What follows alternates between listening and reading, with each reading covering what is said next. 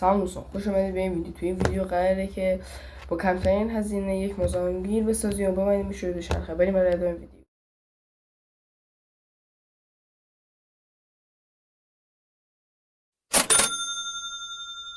خب این تمام وسایلی که ما برای ساخت مزاحمگیر رو بهش احتیاج داریم.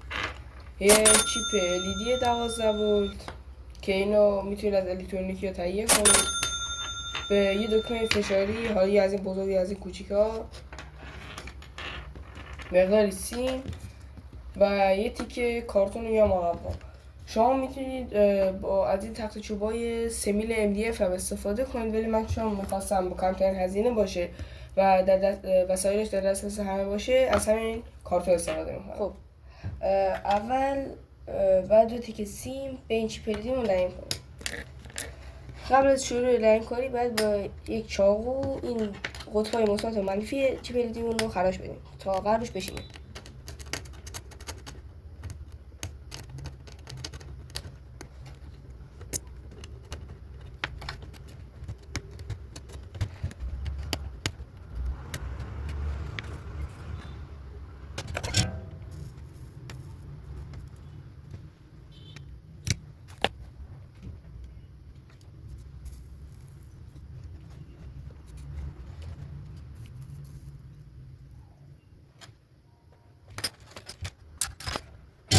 بعد اینکه بسیم نکردیم، الان یک سیم هم به این چیپ مقابل لایت میکنم. کنم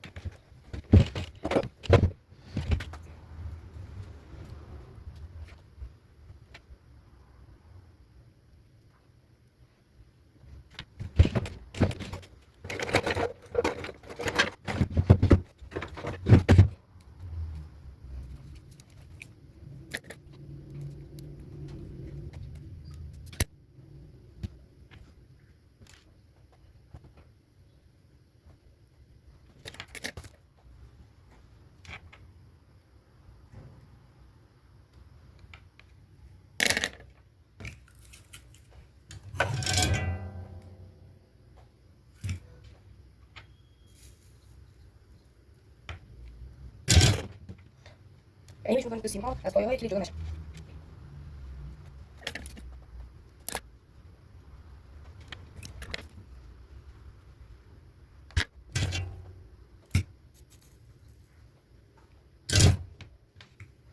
این از 2 تیکه سیم که به کلیپ لاین شد. حالا باید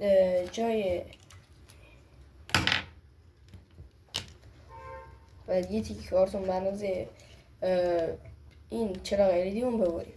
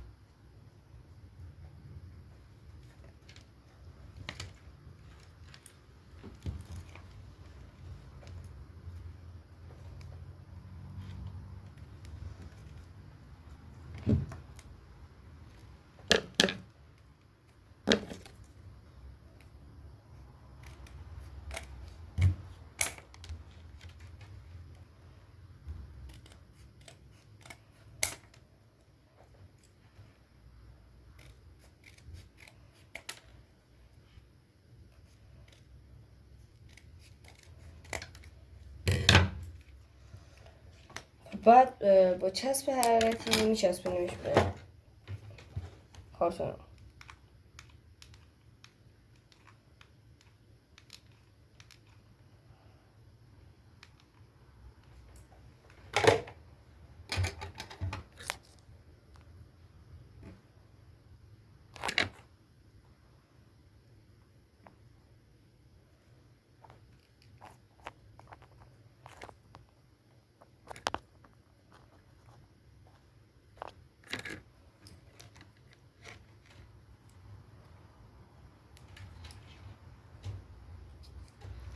اول شما میتونید به جایی که به این صورت کارتون به پشتش بچسبونید یه دونه کارتون با همان اندازه ببرید، فقط جای چیپ الیدی شو در بیارید و بچسبونید روش که اونجا خیلی بهتر میشه. و یا یه هیت سینک هم اگه داشته باشید و اگه زیاد ازش استفاده میکنید بچسبونید پشتش تا زیاد داغ نکنه.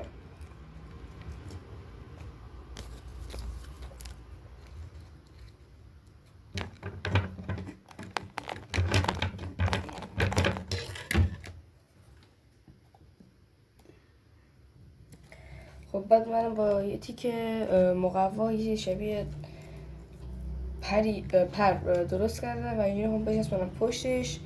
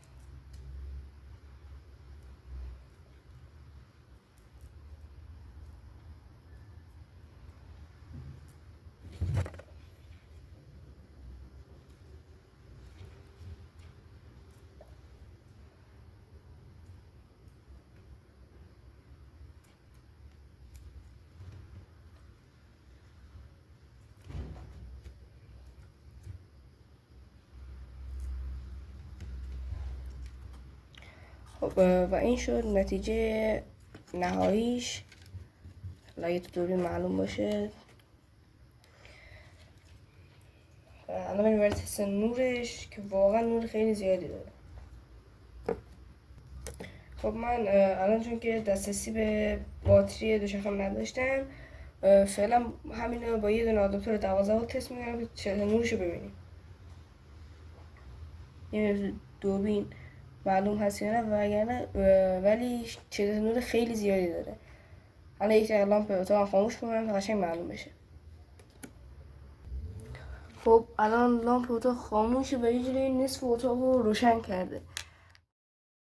خب دوستان بریم برای تست این مزاحمگیری که در قبل ساختیمش و الان بسته به آداپتور 12 ولت 2 آمپر.